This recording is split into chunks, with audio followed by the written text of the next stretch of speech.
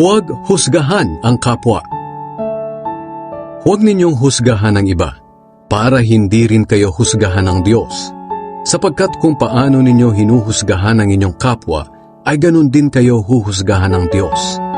Bakit mo pinupuna ang munting puwing sa mata ng kapwa mo, pero hindi mo naman pinapansin ang malatrosong puwing sa mata mo?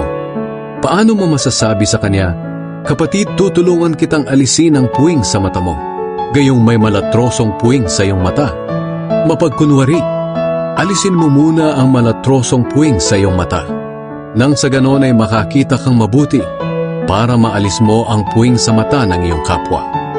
Huwag ninyong ibigay sa mga aso ang mga bagay na banal, dahil baka balingan nila kayo at lapain. At huwag din ninyong ihagi sa mga baboy ang inyong mga perlas, dahil tatapak-tapakan lang nila ang mga ito. Humingi, humanap, kumatok. Humingi kayo sa Diyos at bibigyan kayo. Hanapin ninyo sa Kanya ang hinahanap nyo at makikita ninyo. Kumatok kayo sa Kanya at pagbubuksan kayo. Sapagkat ang lahat ng humihingi ay nakakatanggap. Ang naghahanap ay nakakakita. At ang kumakatok ay pinagbubuksan. Kayong mga magulang, kung ang anak ninyo ay humihingi ng tinapay, bibigyan ba ninyo ng bato? At kung humihingi siya ng isda, bibigyan ba ninyo ng ahas? Kung kayong masasama ay marunong magbigay ng mabubuting bagay sa inyong mga anak, gaano pa kaya ang inyong amang nasa langit? Ibibigay niya ang mabubuting bagay sa mga humihingi sa Kanya. Gawin ninyo sa inyong kapwa ang gusto ninyong gawin nila sa inyo. Ganyan ang tamang pagsunod sa kautusan ni Moises at sa mga isinulat ng mga propeta. Ang makipot na pintuan. Pumasok kayo sa makipot na pintuan, dahil maluwang ang pintuan at malapad ang daan patungo sa kapahamakan, at marami ang pumapasok doon.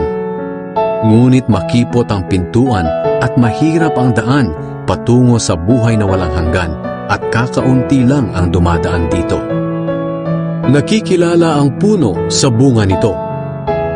Mag-ingat kayo sa mga huwad na propeta. Lumalapit sila sa inyo na parang mga maamong tupa. Pero ang totoo, tulad sila ng mga gutom na lobo. Makikilala ninyo sila sa kanilang mga gawa. Ang matitinik na halaman ay hindi namumunga ng ubas o igos. Ang mabuting puno ay namumunga ng mabuting bunga, at ang masamang puno ay namumunga ng masama. Ang mabuting puno ay hindi namumunga ng masama, at ang masamang puno ay hindi namumunga ng mabuti. Ang lahat ng punong hindi namumunga ng mabuti ay pinuputol at itinatapon sa apoy. Kaya nga makikilala ninyo ang mga huwad na propeta sa kanilang mga gawa. Hindi kikilalanin ng Diyos ang mga gumagawa ng masama.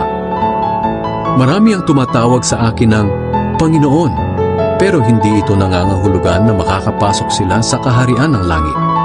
Ang mga tao lang na sumusunod sa kalooban ng aking Amang nasa langit ang mapapabilang sa kanyang kaharian.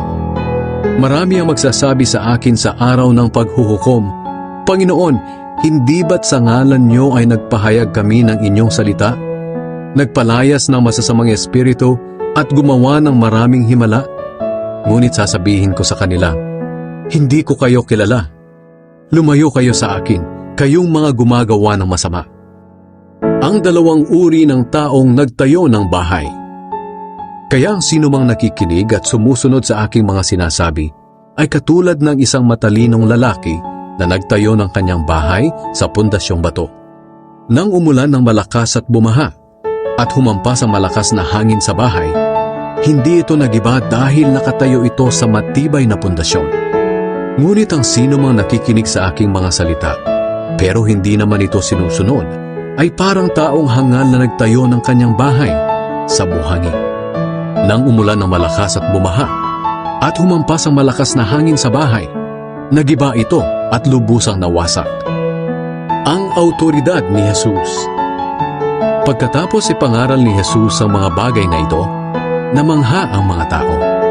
Dahil nangaral siya ng may autoridad at hindi tulad ng kanilang mga tagapagturo ng kautusan.